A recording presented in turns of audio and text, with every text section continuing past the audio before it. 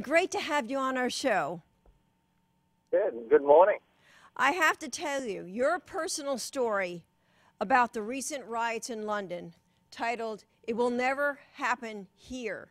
I mean, it was compelling and an eye-opener, I think, to anybody who reads it, about what happens when law-abiding citizens lose their rights and have to depend on their government. I just appreciate the NRA giving me the platform to be able to tell my story. I hope that it came across as being as valuable a message as I feel it is. Yeah, because when you saw those people defenseless against mobs of looters and thugs, and the police told to stand down, I mean, was it like watching your worst fears come true when you were living in London?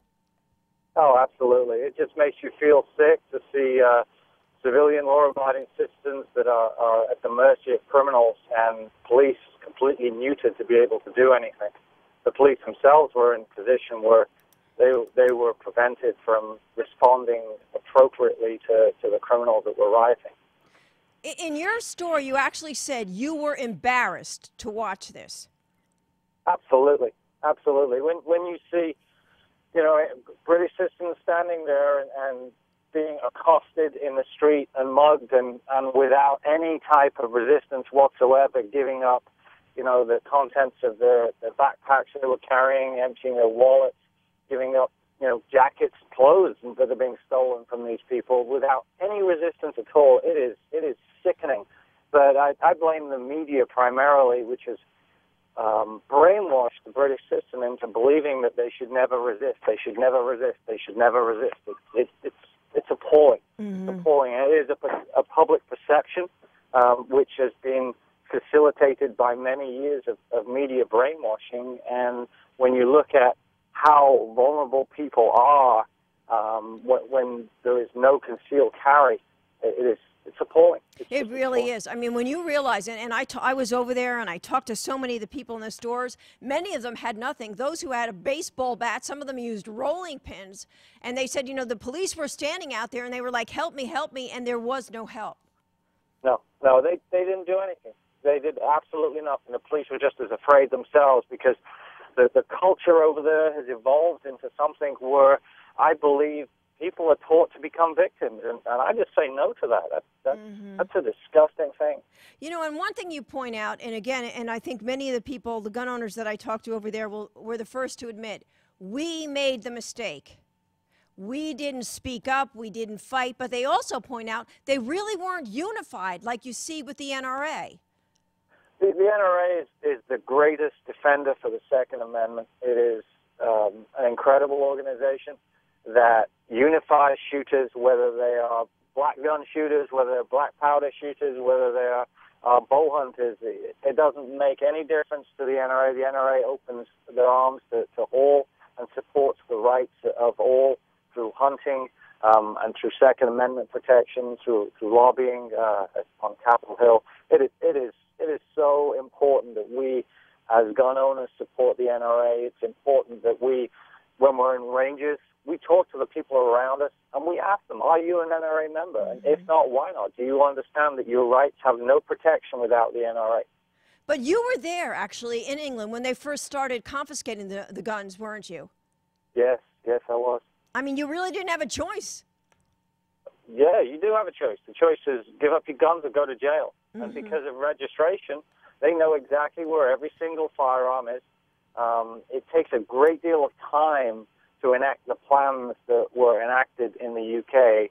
And I always say that before confiscation comes registration. And any government across the world will always give you the same line about how we're just trying to keep the guns out of the hands of the criminals. We're looking to protect the populace. It's not true. Registration is all about having a list so that when that day comes, that they can push that legislation through to ban one or multiple different types of firearms. They can step in up to your front door, knock on the door, and expect you to return those weapons to them. And if you do not, you're going to jail. There is no question about it.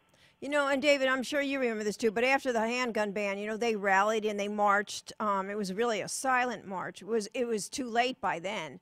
But, I mean, so many of the shooters were so splintered. You know, they said, oh, they'll never take my gun. You know, they could take the handgun. They'll never take my hand. You know, they'll never get after my gun. That's right. That's right. People believe that just because the political heat was turned onto one particular section of the shooting community, the other sections of that community, they turned their backs. And they truly divided and they truly conquered the British firearms owner. And it's a deplorable state of affairs. It can never be allowed to happen here. The only protection we have for the Second Amendment is the NRA, and the only protection that the Constitution in its entirety has is the Second Amendment. So without the Second Amendment, the backbone is gone and the rest of the freedoms will fall like a pack of cards. What was happening in Britain, is that part of the reason you came to the U.S.? Absolutely. Absolutely. I was so disgusted with the erosion of freedoms, the fact that we didn't have a written constitution that was protected, that protected any rights of the British citizen. I just became so frustrated that I looked for other places to go, and the U.S. has a written constitution that guarantees rights of individuals, has a Bill of Rights, and that was what attracted me to the U.S. It's not about guns; it's about freedom. It is. You're so right. But it's so interesting because you moved here, you own tactical rifles, which makes fine precision rifles. I mean, is that something you always wanted to do? What made you go into that business? It was always been an interest of mine. It's not something that I did as a money-making venture. They always say if you ever want to make $1 million a year in the firearms industry, you need to start with about $5 million. And I don't follow that particular line of work because of anything else other than that it is a passion of mine. And I like what I do.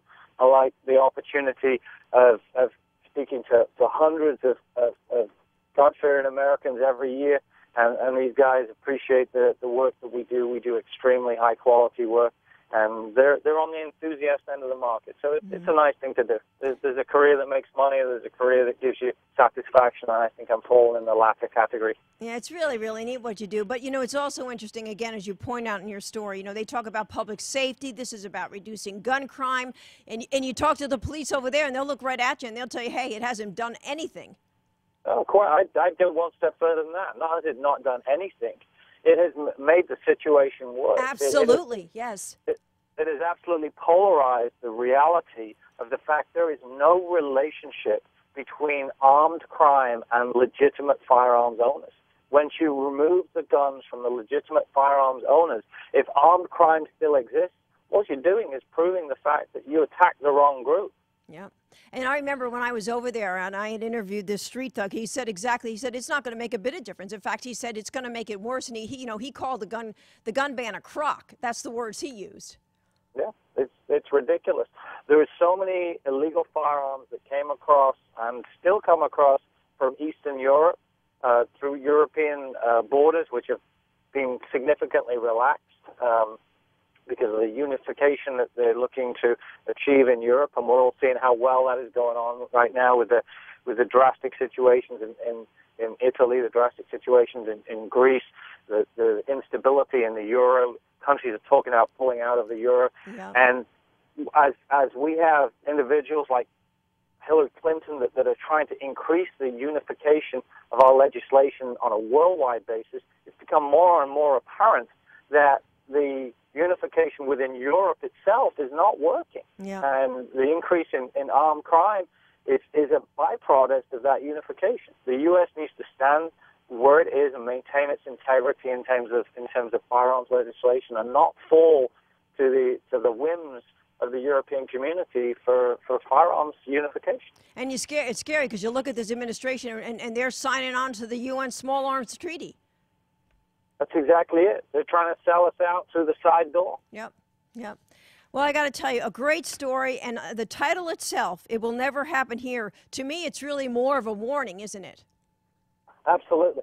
That I wrote that story to highlight what happens if we turn our back on legislation that is trying to erode our rights. Well, it doesn't matter because it's only a 10-round magazine. Yes, it does. It doesn't matter if they try to pass legislation for the most obscure, ridiculous, fringe firearm that you could possibly imagine. It's all about the same picture. They test the water, they get in through the side door, they erode rights gradually. And if you see in the UK the time scale that it took from 1968 to 1994 to achieve the ban that they want.